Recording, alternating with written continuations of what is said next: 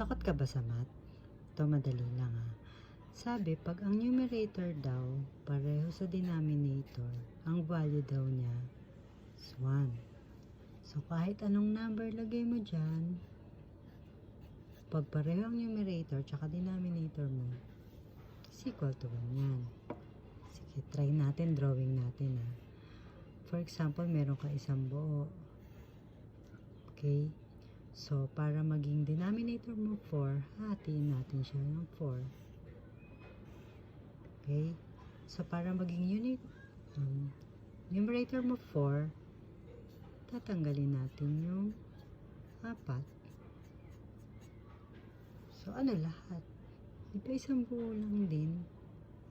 Kaya pag parehong numerator tsaka denominator, sabihin, isa lang yan. O, ulit, isa pa. Gawin naman natin siya sa 5. Hatiin natin siya ng 5. So, di ba pag hinati mo, yun yung denominator mo. Tapos, pag kinuha mo siya, kung ilan yung kinuha mo, yun yung numerator mo. So, yung numerator mo, 5. So, kinuha mo rin siya sa lahat. Isang buo rin yung kinuha mo.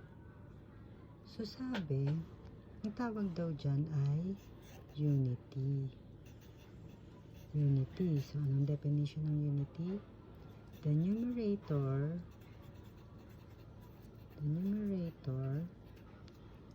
is the same as the denominator.